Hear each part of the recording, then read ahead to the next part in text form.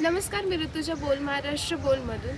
सध्या जे आता फेमस झाले आहेत त्यांचे व्हिडिओज व्हायरल होत आहेत, त्यांच्या मुलींसोबत ते एवढं स्ट्रगल करत आहेत. सो काय त्यांची स्टोरी आहे आपण जाणून घेऊ. माझं नाव कोमल गायकवाड, मी कल्याण ईस्टला राहते. माझं गाव परभणी जिल्हा येतो, पाथरी तालुक्यामधले आहे.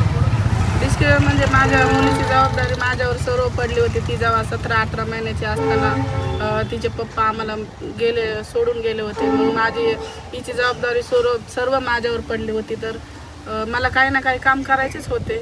तर मग हिला घेऊन कोणी काम नव्हतं लावत. मी 1-2 महिने असेच फिरले की हिला घेऊन कोणतं काम करता येईल, घरकाम वगैरे कंपनीत, पण कोणी काम दिलं नाही. कारण बोलायचे तुमच्या बाळाला सांभाळून तुम्ही कसं म्हणजे काम करणार. तर मग तेव्हा ही लहान असल्यामुळं मला काहीच करता येत नव्हतं. तर मग हिच्या पप्पानेच मला रिक्षा शिकवला होता. चॅलेंज म्हणजे पहिल्यांदा जेव्हा मी माझी रिक्षा भाड्याने घेतली होती, म्हणजे शिपनं 250 रुपये द्यायची मी त्यांना रोज. तर ही राहत नव्हते मागे. जेव्हा 3 पॅसेंजर बसायचे, हिला तेव्हा अशी जागा नव्हती बसायला. तर ती खूप त्रास द्यायची मला, रडायची. मागे कोणाकडे जात नव्हती, पुढं घेऊन मी कसं रिक्षा चालवणार. मग माझे असे खूप खड्यातून रिक्षा गेली. तिला मागे तिथं झोपायला बेड बनवलेला होता, मी तिथं झोपायची. मी झोपी तोपर्यंतच रिक्षा चालवायची. जेव्हा जागे असेल तेव्हा तिला घेऊनच जास्त बसावं लागायचं. पण 12 ते 13 घंटे मी दिवसभर तिला घेऊन असं थोडं थोडं, म्हणजे जसं तिला तसा मूड असेल तसं रिक्षा चालवायची. अच्छा, जेव्हा तुम्ही मुलीसोबत ऑटो चालवता तुम्हाला तुमचा प्रवास कसा वाटतो? प्रवास म्हणजे थोडं हार्ड पण वाटतं आणि तिला बोलत म्हणजे दिवस कुठं गेला हे पण समजत नाही. आणि पुन्हा त्याच्यात मला तिच्या जबाबदारी असते माझ्यामुळे, म्हणजे माझ्याकडे पूर्ण जबाबदारी म्हणून तिच्यासाठी मला स्ट्रगल पण करायचं आहे. हे सर्व.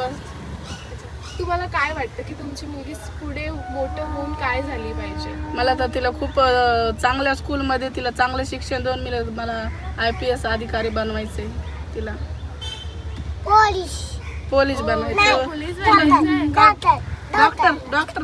हां, ठीक. डॉक्टर बनायचं. तुम्ही ऑटो चालवतात, तुमची मुलगी तुमच्या सोबत असते, तर मग तुमचं जे प्रवासी असतात तुमचे, ते त्यांचं काय रिॲक्शन असतं तुमच्या ह्यावर? त्यांचं रिॲक्शन मग ते तर बोलतात की तुम्ही एवढं तिला घेऊन कष्ट करता, तिच्या भविष्यासाठी एवढं तुम्ही तिला घेऊन रिक्षा चालवता. ही एक आईच करू शकते. म्हणजे कौतुकच केलं आतापर्यंत सर्व प्रवाशांनी. म्हणजे जे दिसेल ते असे म्हणजे कौतुकच करतात सर्वजण. मला की हा धंदा सोडावा म्हणजे आता हे धंदा सोडावा लागेल तर मग दुसरं काम कसं करणार मी हिला घेऊन, हे प्रश्न होता ना. हिला घेऊन कोणतं मी असं जॉब करता येईल, ते एक म्हणजे कोणता जॉब करता हे विचार करूनच मी रिक्षा चालवायला घेतला होता. की तेजूला सांभाळायला कोणी नव्हतं आणि तेवढं माझ्याकडे पैसे नाहीत की तिला डे केअरमध्ये ठेवलं आणि मग कामाला जाईल. एवढं म्हणजे माझी परिस्थिती म्हणजे एवढी खराब होती की तिला मी 3-4 दिवस शेजाऱ्यांकडून भात घेऊन खाऊ घातलेला होता. तर मग मला कसं मला कोणतं ना कोणतं काम करायचंच होतं. म्हणून असं वाटलंच नाही अजून. पण उलट आता तर मला आवड लागली की एवढं लोक मला प्रेम देतात, एवढं सपोर्ट करतात की ताई तुम्ही करा, तुम्ही एवढं छान काम करता. तर मला अजून म्हणजे छान वाटतंय की कोणावर पण अवलंबून राहू नका. स्वतः कमवा. 1 रुपया कमवा ते आपलं आहे. 10 रुपये दुसऱ्याचे कामाचे नाही. जेव्हा आपल्यावर परिस्थिती येईल तेव्हा कोणीच कामाला नाही येणार. आणि ती माझ्यावर आली होती आणि त्याच्यावरतून मी मार्ग काढला. कारण तर ते माझ्यासोबत माझं बाळ होतं. मग स्त्रियांना हेच सांगाल की तुम्ही स्वतः काही ना काही कोणतं पण काम असतं, छोटा असो का मोठा असो, त्याला कधीच कमी लेखू नका आणि स्वतःच्या पायावर उभं राहा, काही पण करू. तुला मजा येते ऑटोमध्ये बसते तेव्हा? किती मजा येते?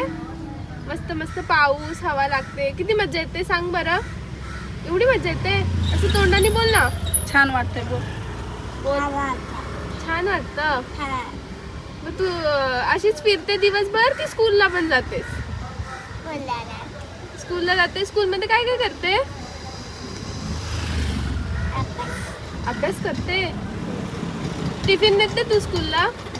काय काय नेते टिफिनला? तुला काय आवडतं खायला? भाजी चपाती नेते.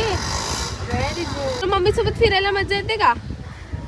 कुठे बसते तू मम्मी सोबत फिरायला जाते तेव्हा? कुठे बसते?